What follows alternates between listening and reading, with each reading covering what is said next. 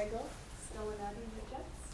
I am the co-director of Aboriginal Territories in Cyberspace and the partnership coordinator of the Initiative for Indigenous Futures. We are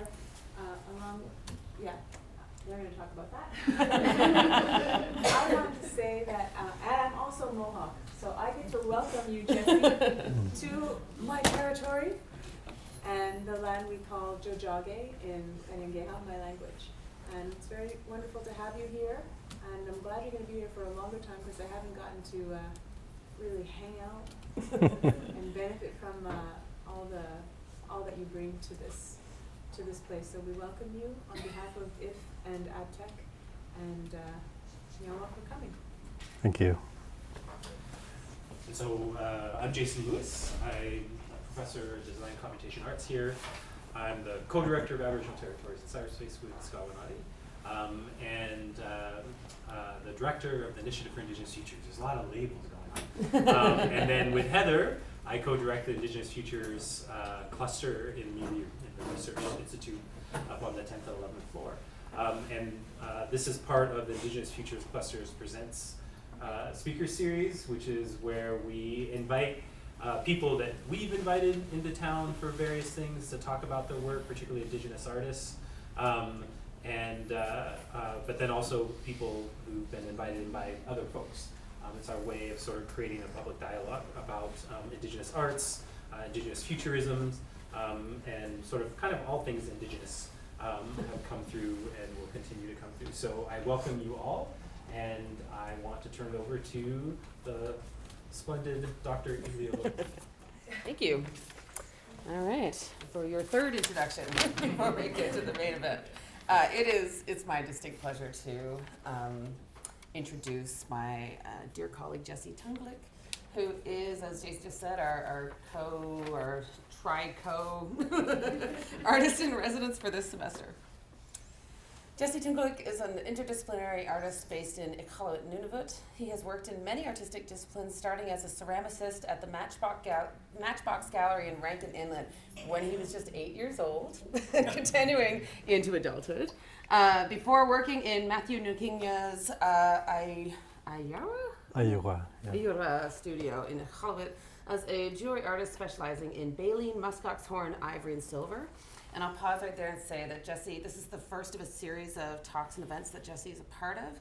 And one of them is going to be a workshop for our faculty and students in the Department of Fine Arts that's going to take place in the Art Hive on you can go to the website day. And he's going to be talking about how to work with natural materials. So he's going to be doing a demo with muskox horns. So if you're interested in working in antler and other natural medium, as a jeweler, Jessie has worked with all of that stuff. Tungilik also works in mixed media sculpture with pieces exhibited at the Nunavut Arts and Crafts Arts Festival, Great Northern Arts Festival, Banff Centre for the Arts, and Oceanic Museum of Monaco, among others. His work can be found in public and private collections nationally and internationally, such as in the Cherny Inuit Art Collection in Bern, Switzerland. Tungilik has served as both a manager of cultural industries for the government of Nunavut and as the director for the Nunavut Arts and Crafts Association. He currently serves as the chairperson for the Board of Trustees at Nunata Museum in Iqaluit. And for faculty in the room, Jessie is next Tuesday at lunchtime in the Faculty of Fine Arts. He's going to be giving an additional lecture, not a lecture, just a kind of a conversation around working in the North because he has so much experience as an arts administrator as well. And he is also a member of the Inuit governance group of the Inuit Futures and Arts Leadership Shirk Partnership Grant, which is the grant that I am the director of here at Concordia University. Jessie recently worked with the Winnipeg Art Gallery and Government of Nunavut to commission new artwork and select collections-based work for installation at the Iqaluit Airport. And he was one of 2 artists in residence for the 2018 TD North-South Artist Exchange, and will be included in the forthcoming inaugural exhibitions of the Winnipeg Art Gallery's Inuit Art Centre opening in 2020.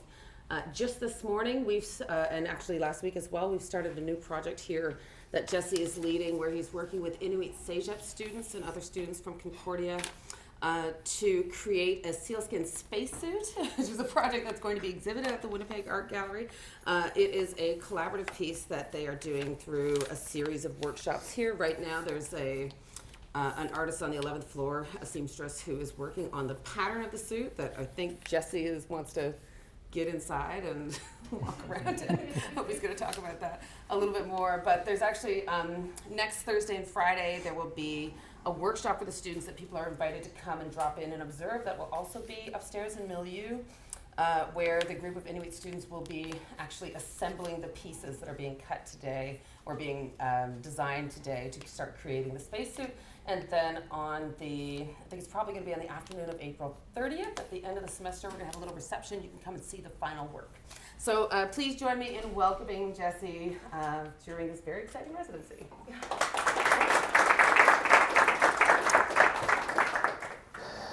Well, thanks, everyone. Those were lovely introductions. Hi, everyone. Thank you for coming here to hang out with me this afternoon.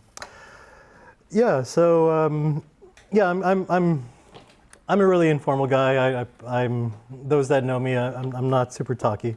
I prefer my artwork to speak for me, but today I'll break some of my rules and we'll have some good conversations. So, I'm going through this presentation. I'll be going over some of my some of my background, some of the artwork that I've done. Talk about my art practice, about my motivations and how I get ideas and kind of start going through some of the work that I'm working on, that I've been working on recently, and as well as some of what I have planned. So I know the aim of the talk is more future oriented, but if you'll bear with me for the first half, I'm just going to give some background and some history of me and a little bit of Inuit art. So a good place to start for the introduction of who I am is where I grew up. So I grew up all over the north. I've never actually lived anywhere more than 4 years at a time. So I've spent most of my time in Iqaluit there, the capital of Nunavut. I pretty much consider that my hometown. I've spent the most time there. But I've lived in Pengnuktung, Nunavut, which is just north of there. Rankin Inlet, on the coast of Hudson's Bay. I lived there for a number of years. I lived in Arctic Bay for 4 years. I also lived in Yellowknife. So my childhood was moving all throughout the north. So that gave me a really broad kind of point of view of the north. I also lived in southern Canada for a number of years too, about 10 years in total. I went through high school in British Columbia on Vancouver Island, and I lived in Ontario for about 4 years. I actually lived here in Montreal for almost a year when I was a teenager. And I also lived in abroad in Copenhagen, Denmark for a time. So I've spent my life moving around a lot, and that's really informed a lot of my influences for my art and dealing with people, and so in my work I've taken like patterns and designs from certain regions where I've lived. So so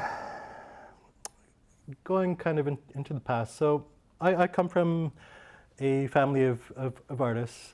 This is my grandfather, Mark Tungilik, and he was a very prolific carver.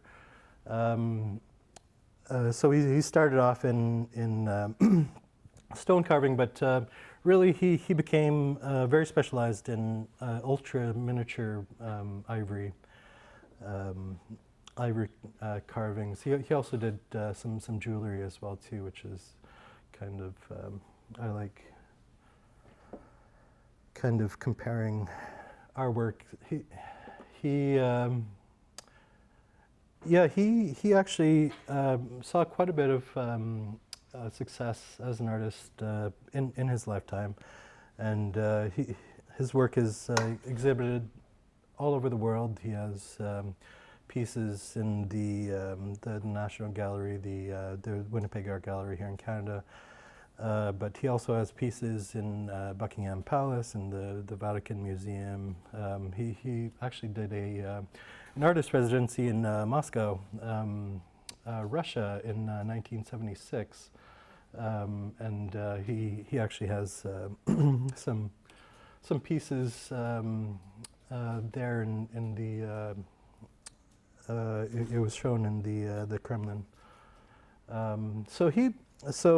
Yeah, my grandfather was one of my major artistic influences growing up. I mean, like he passed away in 1986 when I was just a very young child, so I never really had much direct memory of him. But because I mean his body of work was so prolific. I mean, I've encountered his work many times through my life. His wife, my grandmother, was also a carver as well too.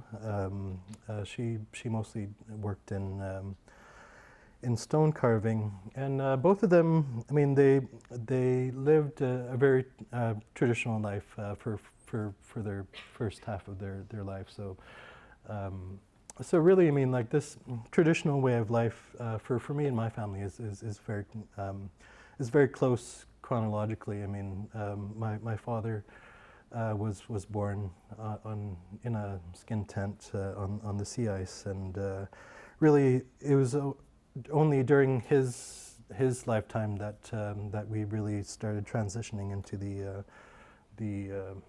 modern day that we have now. So this is my grandmother, one of my aunties, and my grandfather there when they were young adults.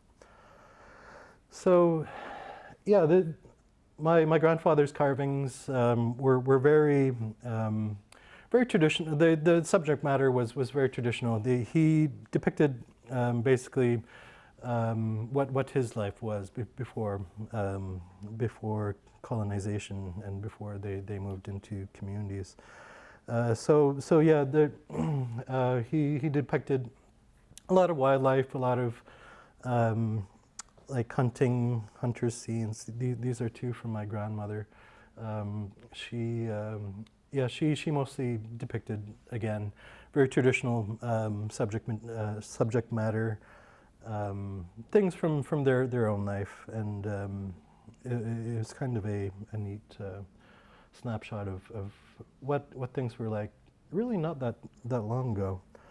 And yeah, so he became extremely proficient in miniatures. I mean, these figures are only like the one on the left is only like an inch high,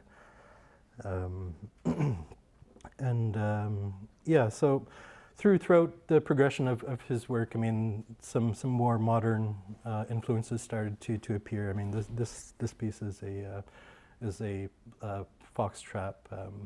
That's carved in solid ivory, actually. It's and the whole piece is only about, I think, like 3 inches long. It's really incredible, actually. Just the amount of minute detail he was able to capture. But yeah, you can see through the progression of his work more and more. Modern influences were starting to show up in his work, and that was really fascinating to me. One of my favorite works from my grandfather, it's called Carver Cut Himself, and I love the incorporating the red ribbon there for the blood. It's a neat mixed media sculpture. So yeah, growing up, my major artistic influences were a lot. Were coming from him, which was very, very traditional. Very he was unilingual, Inuktitut speaker, so I wasn't able to really communicate with him. But the imagery of the traditional Inuit art always stuck with me, and it kind of remained a bit of a constant through my work. But yeah, I'll go into it a bit later. More recently, a lot of my work has also been inspired by my late father, Marius. Yeah, so my father, like I mentioned, he was born in the traditional way of life. He was born in a skin tent on the sea ice. But when he was 5 years old, he was taken away to go to the Sir Joseph Bernier residential school in Chesterfield Inlet, and he was there, I think, until he was about 14 years old. And during his stay there, he endured some really terrible abuse, and so for the rest of his life, he battled a lot with his traumatic childhood experiences. When I was about 7 years old, he actually he became one of the first Inuit to really to talk publicly about the abuse that happened while he was at residential school. So most of my childhood was kind of tied to this fight for my father's fight for justice, to get Canada to first acknowledge that the abuse happened at these schools, and how widespread the abuse was, but also working towards creating a class action lawsuit and to have justice.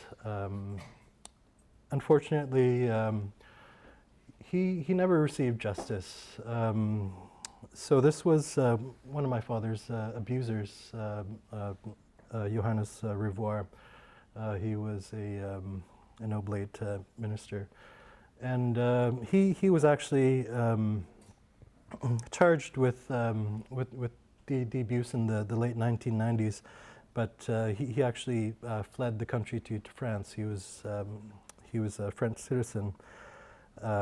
So he fled to France after the warrant was made for him, and he's been there ever since. He lives in Strasbourg, France, and he's never received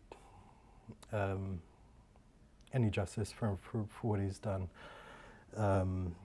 and Canada the government of Canada has really not made any efforts to return him to Canada to face the justice system, which is it's one of the major frustrations, certainly in my father's life and now in mine. So growing up with this terrible trauma that he endured, he spent pretty much his entire life trying to regain his own Inuit identity and to try to heal himself. But of course, like it's a very difficult thing, and he struggled all of his life, and he also struggled a lot with alcohol. He was a chronic alcoholic for most of my life. So I mean, so this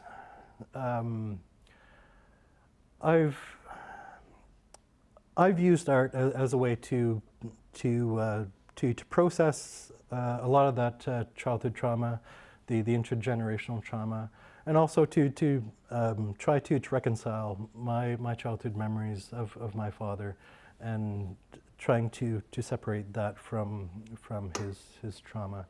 So a lot of my art, especially in recent years, has been focused around trying to figure that out. But also, I mean, I use it as a way to get basically to get it out of me physically. It's really it's a really difficult thing to live with. So I've used art as a way to deal with that and to heal myself. So yeah, so like yeah, this is me and my sister and my father. So we, like my childhood was I guess pretty unique, but in a lot of ways kind of emblematic of what Inuit are today. I mean, like I had a few tastes of like the traditional way of life when I was a child. We would go out hunting, and we would spend like the summers camping and being on the land for weeks at a time. And but as I started to grow up, it became less and less common that I would do that. And of course, I lived in southern Canada and abroad, and so I've kind of grown up in both of those worlds, as many Inuit of my generation have. So a lot of that also is reflected in the work that I've created. Yeah, I mean, yeah, my father. I mean, yeah, he was despite his trauma, he was a very funny man, and he always loved joking around and making people laugh. Yeah, so like, and a lot of my work has been trying to remember that, as opposed to later on in his life. So yeah, so like my first foray into the arts, like Heather mentioned, was in ceramics at the Matchbox Gallery in Rankin Inlet. Yeah, it was something that yeah, like I tried it right away, and I loved it, and I actually had my first public showing of my art. I think I was about 11, of showing my ceramic sculptures. I think it was in a bank lobby in Yellowknife. So yeah, so I started off in ceramics. I really loved the how dynamic it is. It's not nearly as restrictive as carving, where you have to remove material to really get the shape. I mean, it's all about adding, and I really took to that freedom very early on, and throughout my childhood, I was always playing with plasticine, creating little figures. Yeah, then I left art for quite a few years. I've worked in a number of different fields, from environmental education to I've spent a lot of time in government, doing policy development and kind of moving into arts administration and advocacy later on. But when I returned to art, it was through jewelry. I was living in Inuktitut, and I happened to meet Matthew Nokingau at a bar, and we became friends, and he invited me to his studio to play around. And I discovered that I really loved working with these traditional materials. So yeah, I mean, like for those that may not be familiar, I mean, like this is ivory coming from a walrus tusk. This is muskox horn as well here. This is baleen from a bowhead whale. You can see kind of a shape there. And so this baleen, muskox horn, and ivory, and some silver. So I became very attracted to jewelry making with him, partially because it's. I mean, the pieces are small. They're easy to transport, and really it doesn't take all that much money to get into it. So it was a good way to kind of transition my way back into being an artist again. So so I worked at Matthew's studio for a while. Like has been mentioned, my specialty was in baleen, muskox horn, and ivory, and also silver. This is baleen there, and it's Arctic tern. So I made jewelry for quite a while before I actually went back to the government as manager of cultural industries. So I mean, what I liked about creating jewelry out of these materials is, I mean, you're able to incorporate a lot of the traditional ways of creating, of carving, but in these kind of contemporary ways. So that really interested me for quite a long time, and I made a living as a jeweler for a few years. But as much as I loved the aesthetics of working with these materials and the feeling of being kind of continuing on the traditional way of arts, I started to kind of get bored a little bit. I kind of wanted to challenge myself a bit more and try more things. So I started experimenting a bit more with my work. This is a pair of sunglasses that I made out of baleen as an experiment.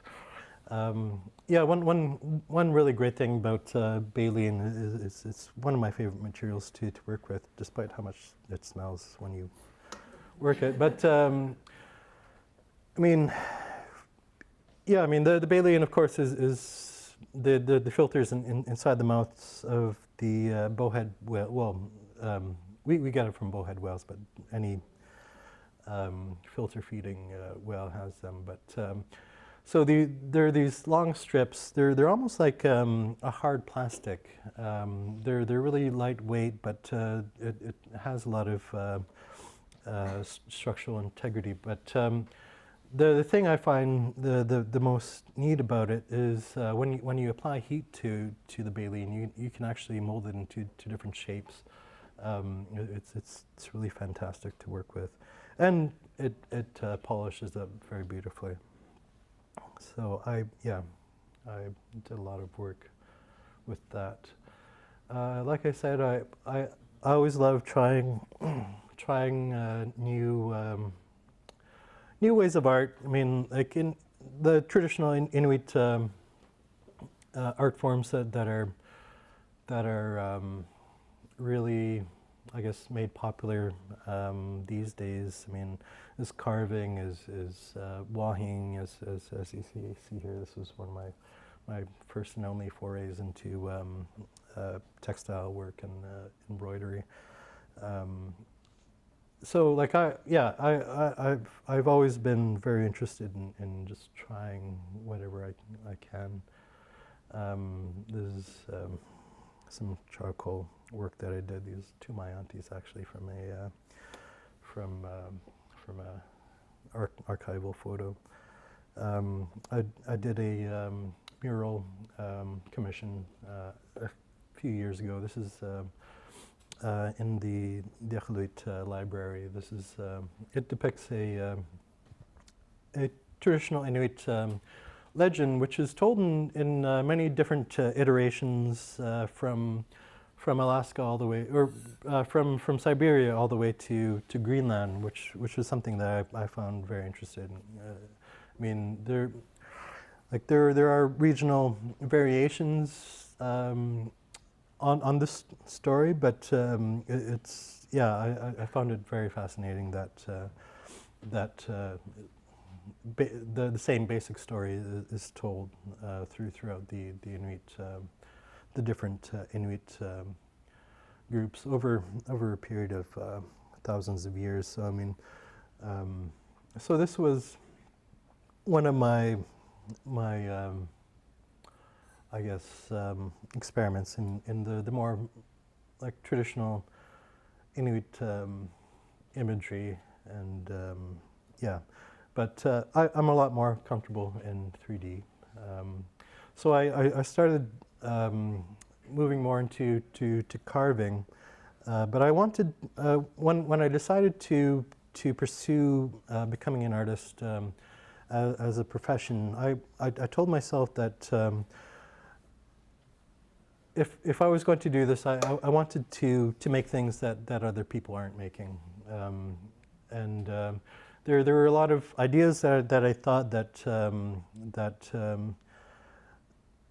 nobody else had really attempted before. So that kind of really drew me into pursuing it and trying out all these different experimental techniques. So this is this is a bit better of a photo. So I call this piece Manhole Hunter, and so basically it's a traditional Inuit hunter in caribou antler there on a concrete base. He's sea hunting, but it's over a manhole cover, obviously. And basically, I mean, like, what I wanted. This piece was actually inspired by a spoken word poem that by Molcha Folger, originally from Iqaluit, but living in Ottawa for past several years. But basically, to paraphrase, he said that whenever he saw homeless Inuit on the street, he imagined that they were cast adrift on concrete ice slabs, and that really resonated with me.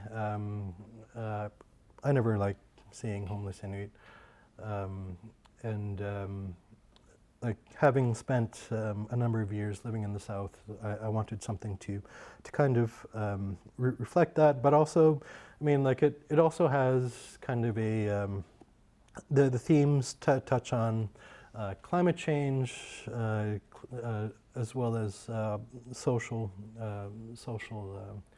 change as well too. So I kind of like playing around with that kind of imagery. Fun fact, I mean, you notice that this first picture is a lot brighter than the second one. It actually, this carving actually survived a house fire. And I wasn't able to completely clean the soot off the concrete, but I ended up liking the color, so I kind of incorporated it into that. But yeah, So this piece was shown at the Royal Oceanographic Museum in Monaco a few years ago, and they used my my photo for the banner there, and yeah, no, it was pretty neat. The Prince, what's his name? Prince of Monaco. Yeah, Prince Albert. Yeah, there you go. That dude. Yeah, he opened the exhibition there. So it was pretty neat to see my work in such a fancy setting. I kind of yeah. So I started to get really more into more contemporary themes and exploring different contemporary material. And on the 20th anniversary of the signing of the Nunavut Land Claim Agreement, I made this piece, which I entitled Nunavut's Flag. And funnily enough, actually, the 20th anniversary of the creation of Nunavut was yesterday, actually. So yeah, no, this piece, obviously, I mean, like it's a deconstruction of the Nunavut flag, and I replaced all the colors and imagery with addictive substances. So the used bingo cards there on the left, and the cigarette packs, and the beer cans, and yeah, no, I mean, like it was, yeah, when I came up with the concept of this piece, I was feeling pretty disillusioned with the government of Nunavut and how little change that I observed that the creation of the government in Nunavut brought.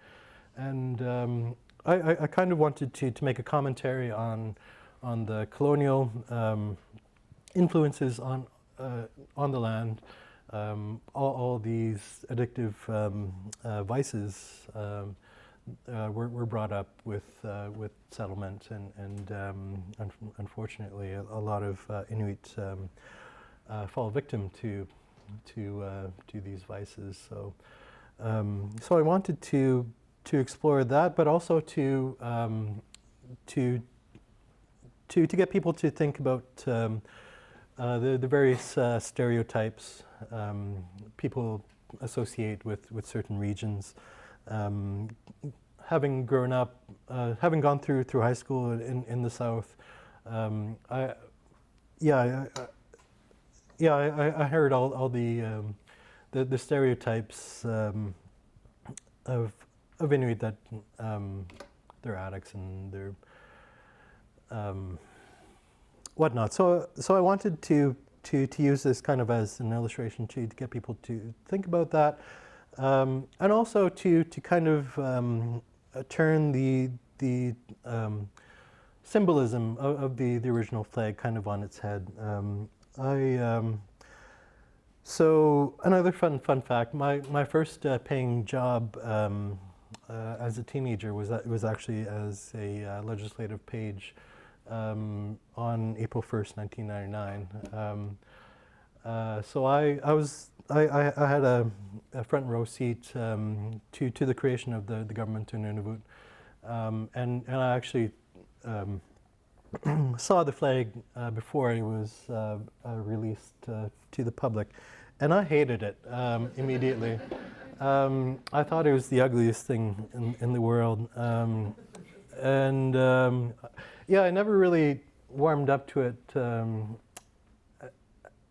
fully.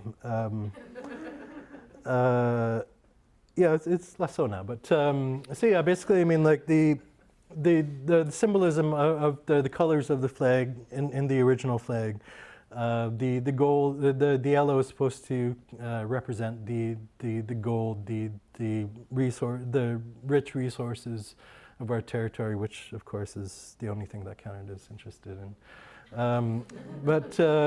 Yeah, the red of the Inukshuk there, which also looks like a cross, which I didn't like, is the Canadian, the same red as the flag of Canada, to symbolize the Canada's dominion over the land and to assert Canadian sovereignty.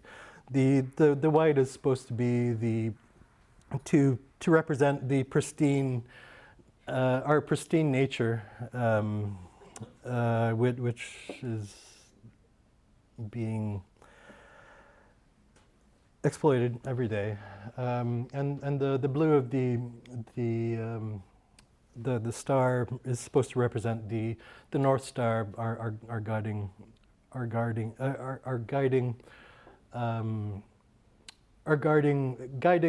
light, but also as a metaphor for our elders, who are supposed to be guiding the development of Nunavut. So yeah, like I said, I spent quite a bit of my young adulthood in the government, in civil service. I started with the Department of Culture, Language, Elders and Youth when I was about 19, and I spent a lot of time in government trying to basically build the framework of policy, legislation, and guidelines, and make them relevant to Nunavut. I mean, basically all the policies and guidelines and legislation that the government in Nunavut was based on was borrowed from the government of Northwest Territories. So basically, yeah, I spent a lot of years developing that legislative framework, making it more relevant to Nunavut. But unfortunately, my observations throughout that process really disappointed me in a lot of ways. A lot, in my opinion, a lot of the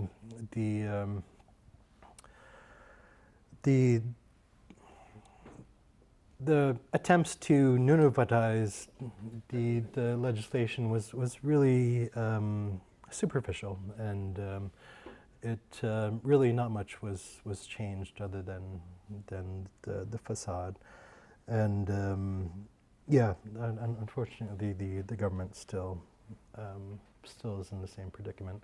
So these were all contributing to my thought process creating this piece. I liked like I mentioned, I constructed it on Nunavut Day, which is July 7, on the 20th anniversary of the signing of the Nunavut Land Claim Agreement. And I did this just down the street from the unveiling of this wonderful granite monument that's about 10, I don't even know, it's humongous. As a way to celebrate the occasion of the signing of the land claim agreement, it was unveiled with a bunch of pomp and circumstance, and it was really a big celebration of how far we got. My celebration was a lot more cynical, but and got a lot less attention, which, I mean, it's fine. So yeah, this was my real first kind of dipping my toes into really contemporary inspired art. I mean, like there are still like imagery in there, of course. I've turned it on its head, but yeah. So yeah, and then I created a companion piece to it, a little bit more lighthearted. This piece I called Pop Chip Kukuk, which is kukuk is Nunavut slang for chocolate bar, and this was, I mean, like this piece was a little bit more difficult for non-Inuit to really connect with, because I mean, yeah, in the north, I mean these are basically the Inuit food groups of today. They're yeah, they're of course brought from the south, and I mean these foods are a lot cheaper to buy for northerners than healthy food. So so I mean, yeah. So I wanted to get people to think a bit about that, about food insecurity and which is still a major problem faced by people in Nunavut, even though the government has had 20 years to try to figure it out. So yeah, it was a little bit more lighthearted than its companion, but it still has that thematic connection with the north. So this piece was one of my more I guess going back to more traditional imagery and subject matter and materials. This is a piece that I entitled the Spirit of Intergenerational Trauma, and this basically is one of the pieces that is most closely related to my father and my attempts to reconcile my relationship with him and trying to unpack the intergenerational trauma that I inherited from him. So this piece, I mean, is also a kind of a showcase of using many different types of traditional materials that Inuit have carved. So on that, I mean, like it's incorporating, of course, ivory, Balian, and muskox horn. There's some caribou antler in there too. The vertebrae is from a seal. The torso is made out of caribou skulls, and the head of the creature is actually a piece of petrified coral that I found outside of Iqaluit.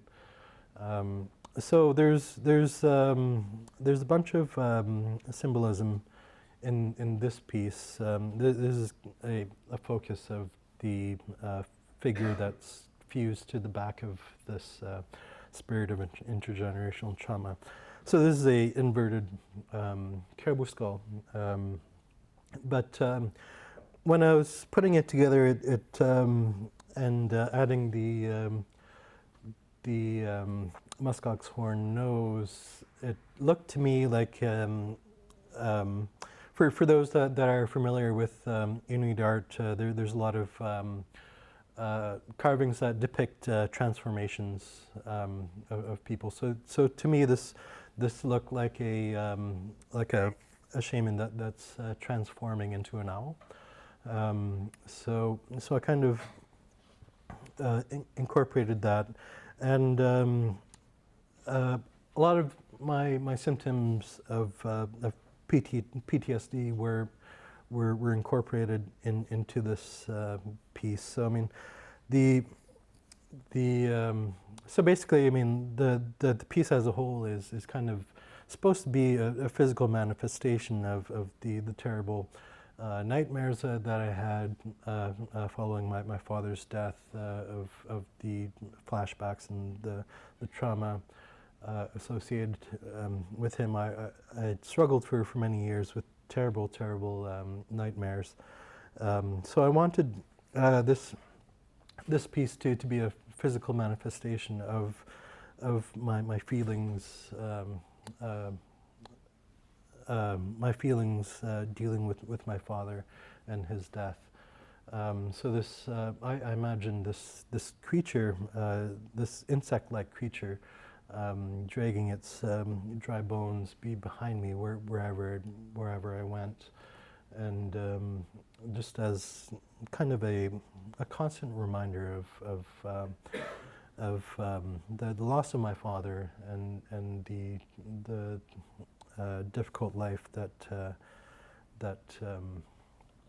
he struggled with. So I mean, the figure itself is kind of representative of my father, but to illustrate the intergenerational trauma impacts, the spirit itself is haunted by a spirit of trauma of its own, represented by the fused head on its back.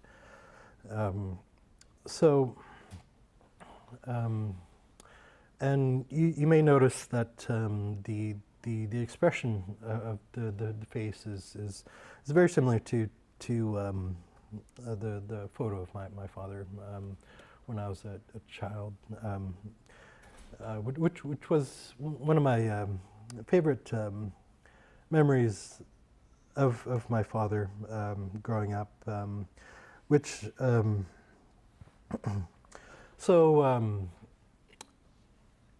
yeah, when my father died, I discovered his body, and I had a lot of trauma from that, and for a long time I wasn't able to remember my father's living face, and that really bothered me and affected me for a long time.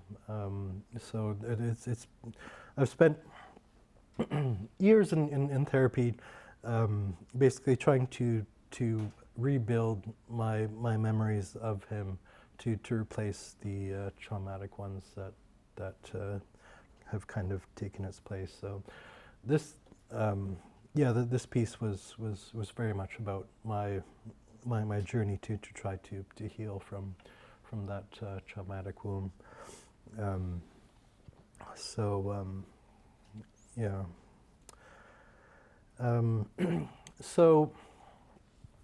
Last summer, I was fortunate enough to take part in a artist residency at the Banff Center.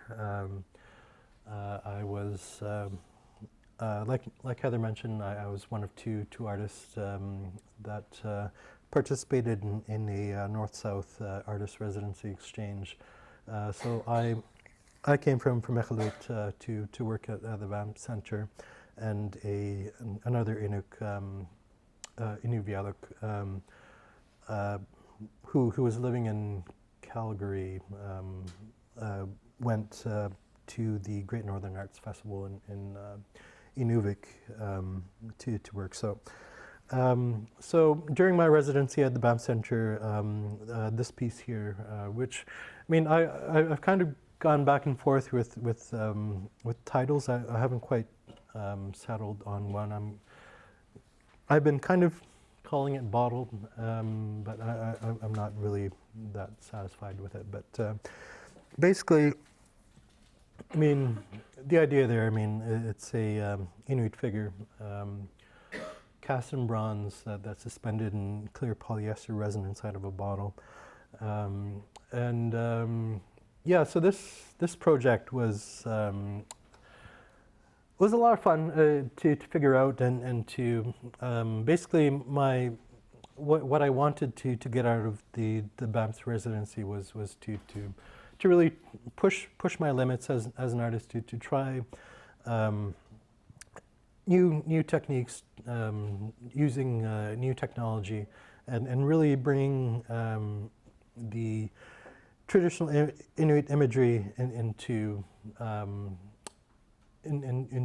a contemporary context, and really using modern day ways of creating. So with this piece, I created the maquette out of plasticine, and had it, I 3D scanned it, and had it printed in wax and in plastic. And out of the wax figure, I had it cast in bronze, which was a lot of fun for me. I mean, it's something that I've always wanted to try. But basically, like my idea for this piece was to have a series of these figures in the bottle, using different materials. Again, I wanted to show the intergenerational relationship with addiction, with trauma. So I did that by incorporating different materials. So the bronze, of course, is a very ancient material. People have been using it in art for thousands of years. So I use that to illustrate the older generations. Yeah, so it was pretty fun employing my jewelry making skills to work on this bronze figure. And like I said, I also made copies of the figure in 3D printed plastic. So I mean, the plastic is of course a very contemporary material, to illustrate the new and current generation. Yeah. So yeah, there was a lot of figuring out with this project. I mean, there are several different techniques and materials which I had no experience with, that I had to figure out how to work around. So that was a really fun challenge for me. I had never done any 3D scanning or printing before. I'd never worked in bronze. I'd never worked with resin or cutting bottles or anything. So it really, I had to figure this project out from the ground up, which was something that really interested me. So yeah, I had a number of problems with this project. It never really went entirely my way. So I mean, this is kind of a representation of what I wanted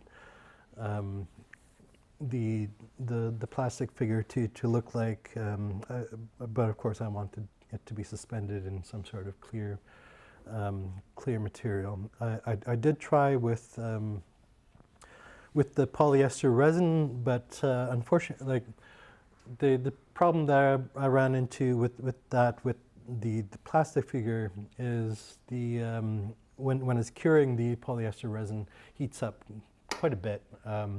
So every time I tried with the polyester resin, it just ended up melting the plastic figure. So that, yeah, I still had to figure out how I'll do that. I might try with like silicone-based materials. I don't know. I'm still trying to figure that out. So with the bronze casted figure, so the original idea was that it would be completely submerged in the clear resin, to give the impression that the figure is drowning in the bottle. Unfortunately, the resin didn't want to cooperate with me, yeah, what I discovered through the process was that not only does the polyester resin heat up quite a bit, it also shrinks a little bit when it cures, which was problematic to me. It also leaked out quite a bit in the bottom during curing, so I lost. The water level ended up being a lot lower than I was planning. But I mean, I ended up kind of liking that because the refraction within the polyester resin ended up being a lot more dramatic than I was expecting. So I kind of like the having the non-distorted features visible through the glass, because the face and the hands are actually quite detailed. So I didn't want to do all that work for nothing. So I ended up with a bottle, half full, half empty. I mean, it is kind of a philosophical discussion. Yeah, so that was a lot of fun. I mean, it didn't turn out quite as I hoped or imagined, but that seems to be a pretty constant thing in my work these days. Yeah. So yeah, I mean, it's just one of the realities that you have to go through as an artist. I mean, like I have all these ideas, but I mean, sometimes my hands just don't do it justice. So yeah, I've found with a lot of my artistic projects, especially the more complex ones, one of the biggest and most difficult steps for me to start is to make peace with the fact that it won't turn out how I picture it in my head. Yeah, which is sometimes a lot more difficult than I thought it would be. Yeah, so at the Banff residency, I wanted to do one project that I'd never tried before, and that I wanted to really experiment with and play around with. But I also wanted to spend some of my time there at the residency, going over something that I'm a bit more comfortable with, and kind of a callback to my early artistic roots. So I did this ceramic project, which is a vase, actually, and I called this piece the Mind-Blowing Inspiration. So I had a lot of fun playing around with the different like facial expressions.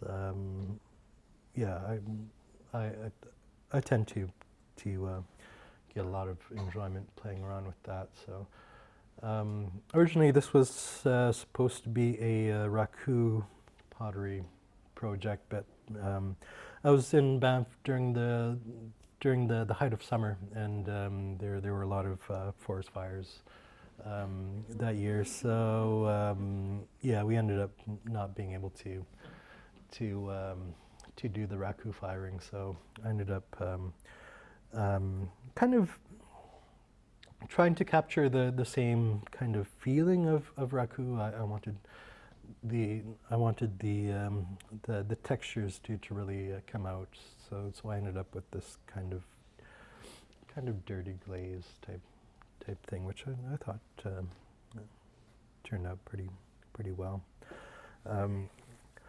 Yeah. So I mean,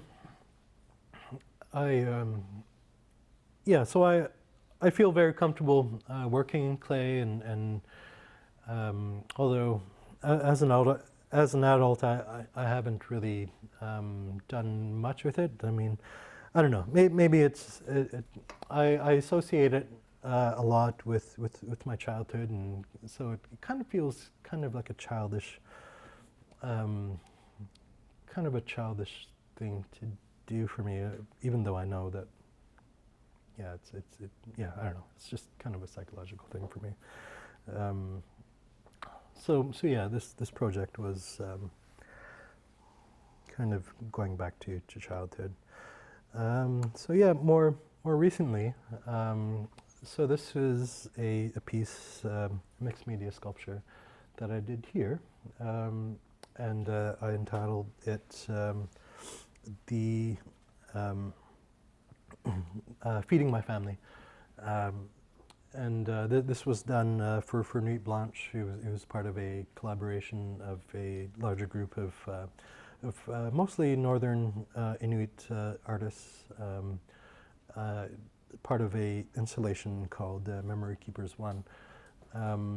And basically, so I mean, so the figure, of course, I mean, is a Inuit hunter butchering a seal, but both the figure and the seal are covered in northern and North Mart receipts that I've collected over a period of about 5 years when I was living in Pengertung in Iqaluit. And you can't really see it in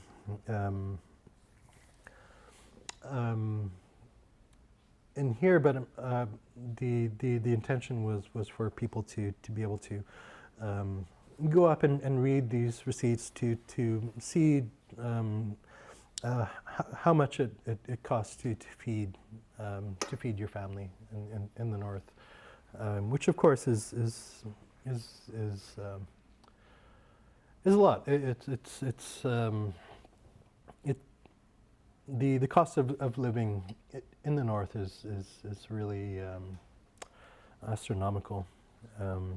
So there's a lot of symbolism incorporated into this piece that I wanted to convey. So I mean, like the traditional imagery of the Inuit hunter and the seal, juxtaposed with the imagery of the receipts is kind of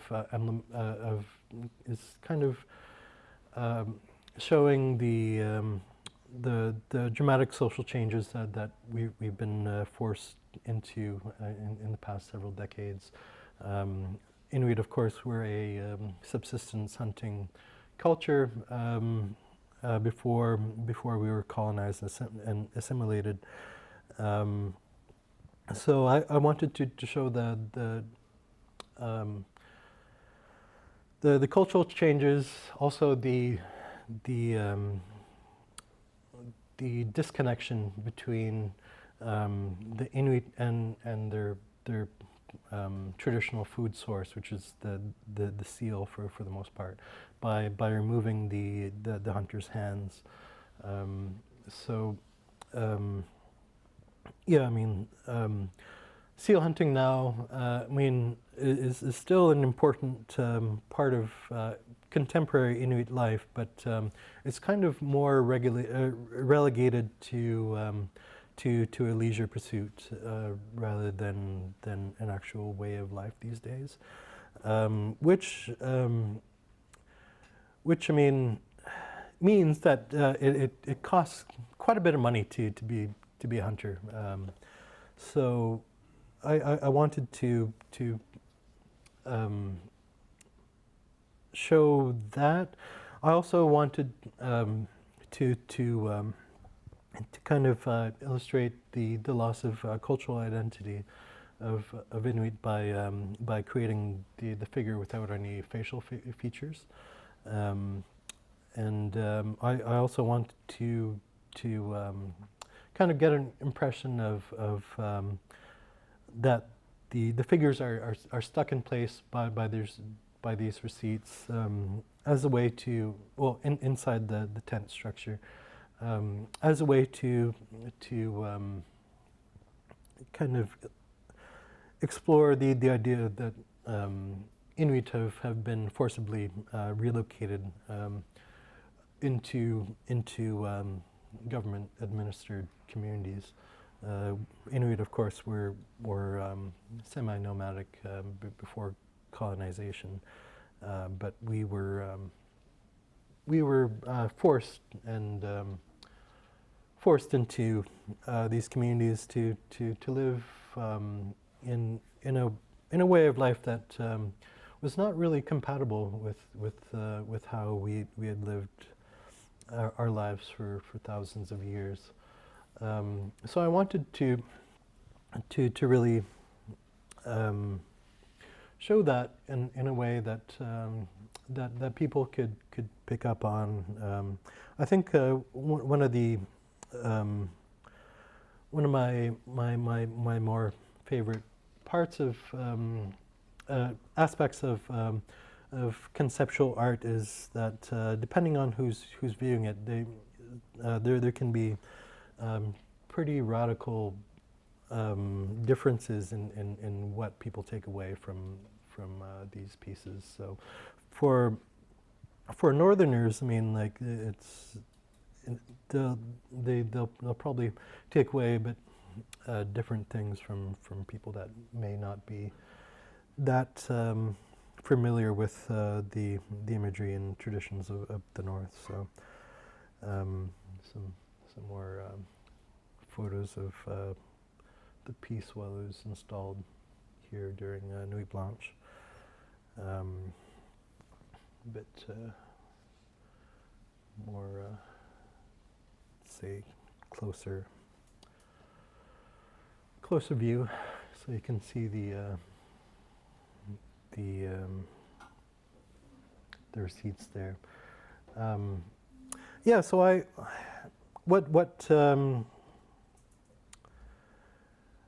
yeah, one of my main I guess motivations to make conceptual art is kind of just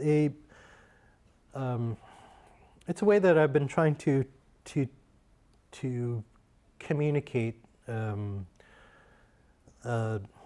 of the social problems that are faced by Inuit. I've found that, like, throughout my life, I've been trying to find ways of how to bring attention to that. I tried a lot when I was younger to do that directly through government action, through policies and legislation, trying to make a difference in my home. But like I mentioned before, I became quite disillusioned with that process. Unfortunately, in the government in Nunavut, most of the actual decision makers are more often than not non-Inuit. So most of the policy advisors and policy directors and deputy ministers, unfortunately, are not Inuit.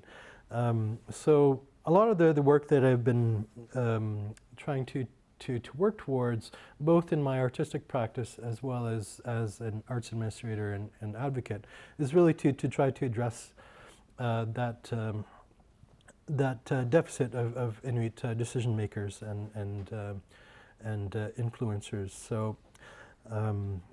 So I try to communicate that through my art, but also through direct action and through advocacy. So, like Heather mentioned, I've worked as an arts administrator for a number of years. I was arts manager for the territory for a few years. I was executive director of the Nunavut Arts and Crafts Association.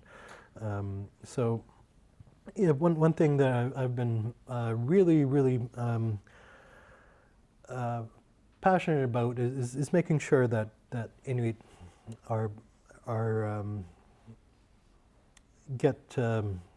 have access to positions of influence and to be able to speak for ourselves. Basically, I think many of the problems that are faced by Inuit today really originate from the lack of direct representation of us in these public spheres and these organizations and institutions that really have so much of an impact on our day-to-day lives. I think a lot of that could be solved by having Inuit decide what's best for Inuit. So I've tried in both as my career as a visual artist, but as an arts advocate to try to move towards that. And I've gotten various levels of success with that, but I think that there are a lot of ways that that can be done through conceptual art. One of the major, I guess, frustrations that I've encountered as a young Inuit person trying to communicate what life in Canada is for Inuit today is really, I mean, like when you try to speak about it plainly, I've found anytime you start talking about anything negative, so I mean, especially the legacy with the abuses that happen at residential school, a lot of people feel very overwhelmed by that, and often I've seen that a lot of people just shut down and don't really absorb what I'm trying to tell them. Just because, I mean, like most non-Indigenous Canadians, really, I mean, they seem to have a serious problem with acknowledging at a very basic level that Canada colonized us and have spent a lot of time and resources trying to assimilate us culturally by removing any vestiges of our traditional culture, of our language, of our practices, and it's really frustrating for me. It kind of feels like it's like this gaslighting at a like societal scale. People just really don't seem to want to acknowledge what has happened to the Inuit by the nation of Canada. So my focus on conceptual art has been kind of a way to try to get around that experience that I've had with people just zoning out, with just not wanting to hear what we're telling them. So I kind of see it as a way to kind of bypass the people's biases and preconceived notions. So that's really what I've been very much interested in and what I've been trying to develop and try to focus. Yeah. So, like Heather mentioned, so the big piece that I'm concentrating here at Concordia is this project of the sealskin spacesuit. So this. Yeah, I mean, like I'm really excited about this project. I mean, it's a lot more lighthearted than a lot of my other work. I mean, so it doesn't have the same amount of like emotional emotional labor that goes into that went into my other pieces. So. so we actually just started making the pattern today, this morning, and I'm super excited. We've ordered the seal skins. We're starting to nail down the design, the pattern and design for the piece. So I wanted to really design this spacesuit in a way that incorporates a lot of the traditional Inuit design patterns, but also to look futuristic and to look like a spacesuit. So I'm pretty excited about that.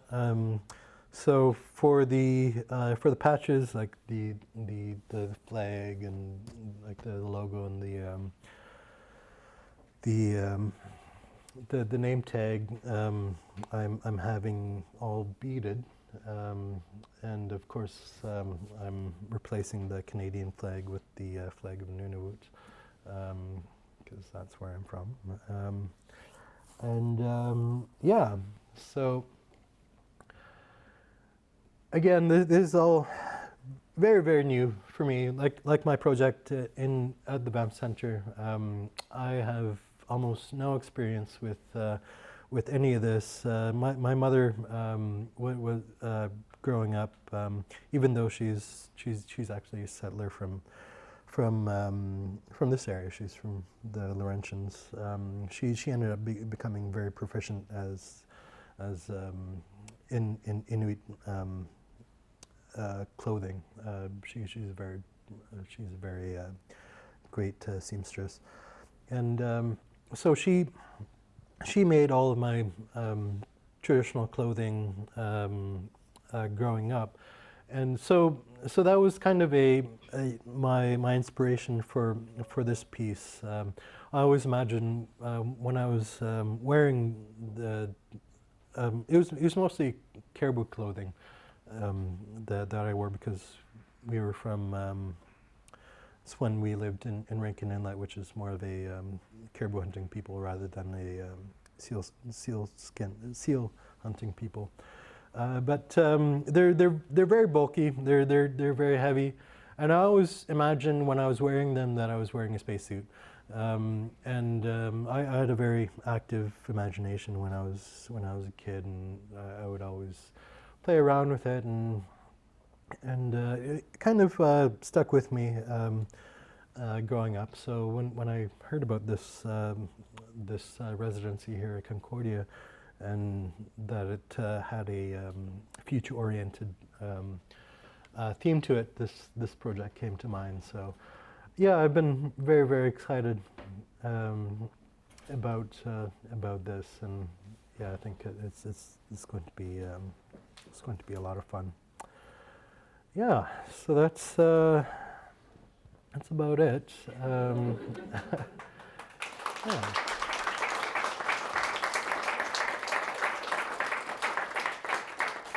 So I think we have some time for questions and discussion for a little bit, if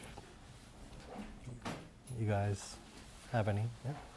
Oh, I just today I saw on the news that NASA uses parts of the Nunavut to train people to be in space. That's right. Yeah. No, they've been. They actually have every summer for the past I don't know, at least well over a decade. They have been training on Devon Island, which is one of the far north islands in Nunavut. Yeah, so NASA, there have been, there's quite a few astronauts in training that have spent time there. So it's kind of. On the spacesuit, you mentioned using your flag, not the Canadian flag. Would you use your version, your interpretation? Well, I don't know. I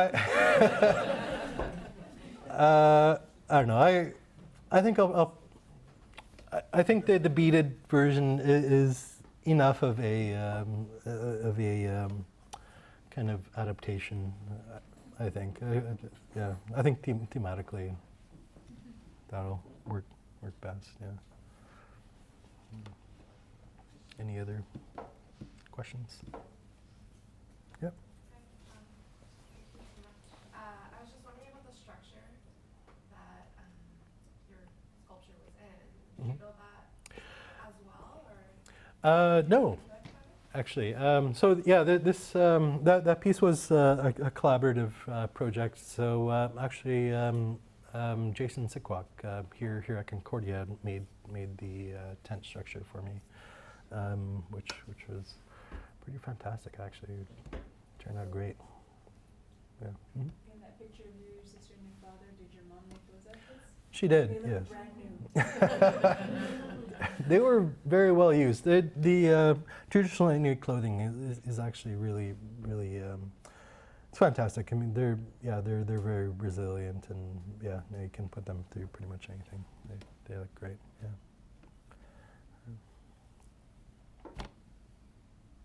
Yes. Why is it so expensive to hunt? Well, basically everything is expensive in the north. So, so everything, like there are no roads or trains or anything connecting Nunavut with the rest of Canada or anywhere else really. So all of our goods have to be either flown in or shipped in during a short period in the summertime. So that basically doubles or triples the price of pretty much everything that we get. Yeah, so that's why everything's so expensive. Gasoline, Yeah. bullets. Yeah, no, it's really a kind of a cruel irony that hunting has become so expensive in the north. I mean, it was such an integral part of our life for thousands of years, and now people can't afford to do it. So it's yeah, it's kind of pretty indicative actually of our relationship with the rest of Canada. Kind of destroyed everything. So, yeah. Hey, I have a question about your process. Since you frame your work around conceptual art, but you're so interested in the material aspect of it too, and I'm just wondering if when you're thinking about making new work, if it starts with the materials and sort of what they offer you, or if you're looking more at the concept and then how materials can feed into that. And then I guess the second part is if through this residency thinking about a futurist framework, if you find that that's a new level that you're considering in your practice, or if you've always sort of found that. Yeah, no, absolutely. And yeah, thanks for reminding me. Actually, I meant to speak about that during the presentation. Yeah, no, I put a lot of thought into the materials that I incorporate into the work. And like, I don't know, I mean, I guess it's about half and half that sometimes the work is kind of comes from the material that I want to explore. Or, yeah, I love incorporating found objects into my work. I think that thematically, I really like how that works. I see it as kind of a extension of the traditional way of making art. I mean, the way that Inuit created art traditionally was taking from our physical surroundings and using what we had available. So I see using especially like the found objects that are basically ubiquitous in our communities today, and using it in a way that kind of subverts the traditional imagery, it's I like the contrast that it makes thematically. I like the way that yeah, basically using everyday objects in a way to make people think differently about their relationship to the objects. That's something that's very, very interesting to me. Also, another thing that's really been interesting to me, kind of thematically with my work, is playing around with different scales. So this the Feeding My Family piece was one of my more larger scale sculptures, and it's something that I've been particularly interested in recently, especially since like my grandfather, who I mentioned that I was very inspired by early in my career, worked primarily in the ultra miniature.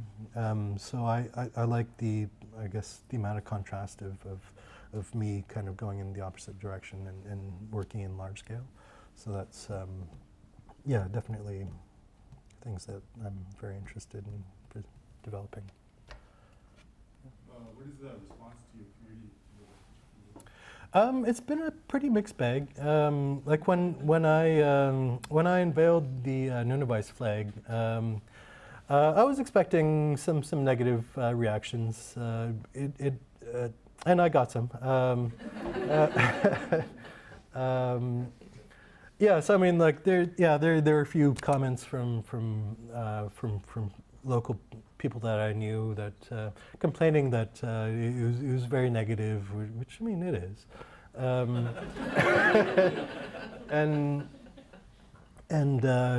they're kind of upset that I was portraying that part of life in the north, because I mean, like when you look at a lot of the Inuit art that has been commercially sold for the past several decades, it's all portraying the happy-go-lucky Eskimo trope that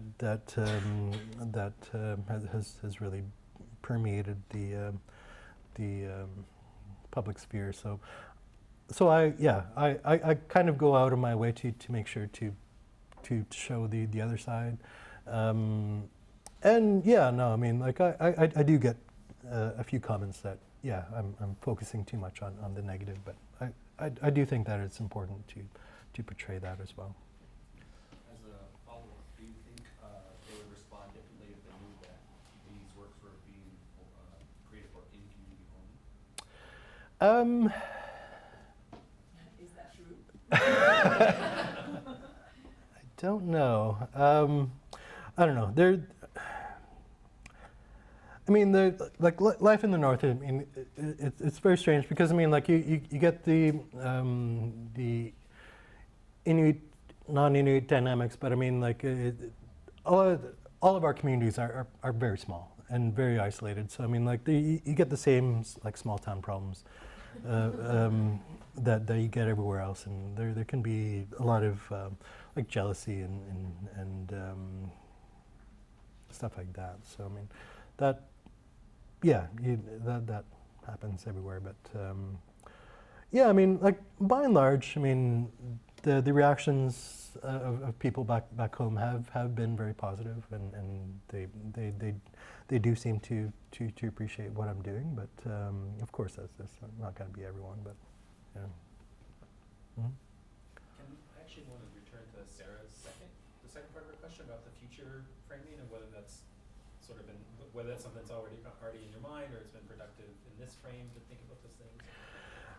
Yeah, no, it definitely has, and like throughout my artistic career, yeah, I've been moving towards a much more like futuristic kind of theme, I guess, and like I'm trying to incorporate a lot more, modern techniques of working material, of working in as many different contemporary materials as I can, and kind of trying to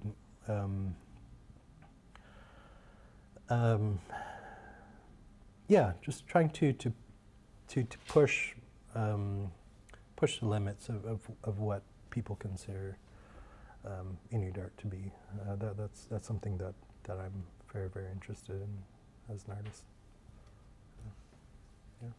What about spirituality and mythology?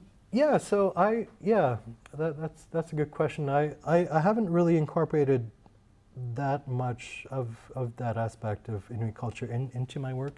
I guess the closest one would be the spirit of intergenerational trauma, which like there is a tradition of basically creating spirit monsters in Inuit art. So I guess that's the closest I've come to incorporating that into my work. I should have mentioned. So for my grandfather, he was a deeply religious man. He was converted to Christianity and was very, very devout. My father, of course, went through the religious residential school, so he was raised in the Christian tradition. Although as an adult, he